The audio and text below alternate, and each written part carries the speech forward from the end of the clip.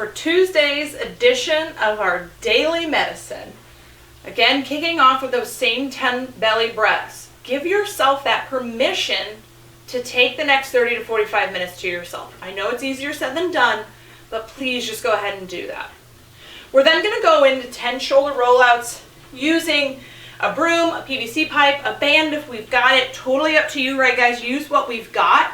From there, we're going to do 10 rolling V's, which is kind of a new one.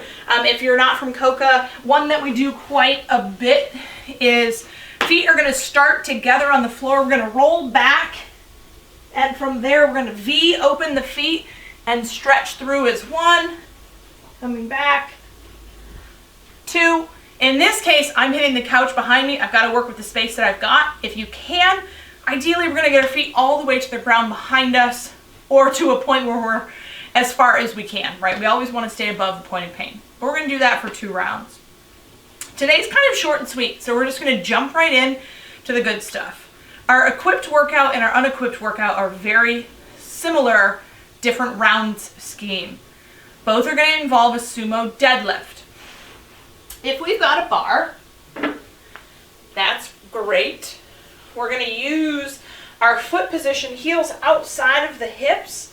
Remember, when we're doing a sumo deadlift, regardless of what equipment we have, our big priority is what then happens with our knees as we head down.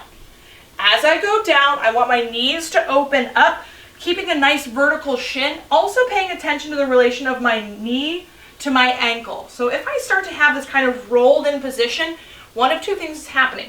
1, I need to actively think about pulling my hips open, or 2, I need to narrow my stance. Either one is fine. Ideally, the wider we can go, the better. But again, that's going to depend on your strength and mobility through the hips. Once we know where our foot position is, our hands are going to come straight down at our side. So a little bit different than a sumo deadlift high pull. We know when we have the high pull, we have the narrow hands because we need room for the shoulders to come through. With a deadlift, we just need to have our hands nice and secure on the bar, so straight down at the sides is going to be best.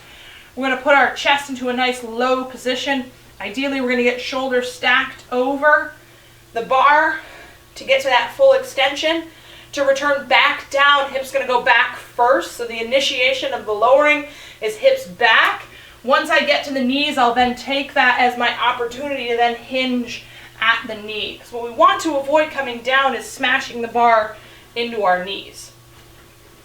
Ideally, if we're in an equipped scenario, we're going to do 1 full rope climb, 5 sumo deadlifts, 30-second rest, 6 rounds. So work, rest, work, rest.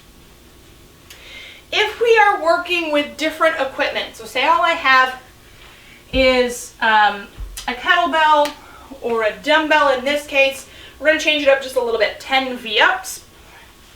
So we're going to come from that full laying position, heels on the ground, hands on the ground. From there, we're going to look to use our hip as our midline to come up to that sit bone, touch toes, back down for 10. If that's too much, we can bring knees to chest, touch ankles, or at minimum, we could just do a standard ab mat sit-up. But from there, we're going to use our dumbbell, our sandbag, whatever we've got to add some external load to this. Opening again, same foot position as when we had our bar. We're going to open up, push the knees out. Chest is going to stay nice and tall to that full standing position. With this, the dumbbell will be our meter of our depth. 30-second rest, 10 rounds though. So we're increasing the volume. We're assuming that if we are quote-unquote other equipped, that we're lighter than we would be if we had a barbell. So therefore, we're making that up in volume.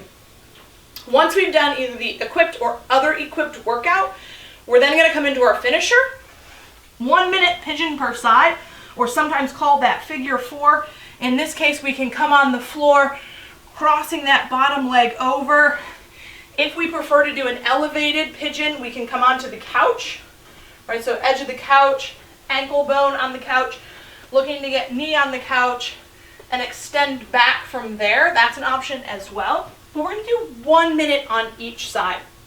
From there, we're going to do a 1 minute scorpion hold. So we'll tee open, opening up. This back foot becomes our scorpion tail at 90 degrees. We're gonna roll our opposite shoulder. So if my right leg is my scorpion tail, left leg will roll into the ground, and we'll cross over. We'll relax that head down and just breathe. So when we do the scorpion hold, our main priority is just to really relax in and let that twist of the spine happen. And then our final stretch is going to be our frog, which is always a crowd favorite. We're going to open up the center of the foot or the arch of the foot to the floor. Try and line up the knee with the ankle.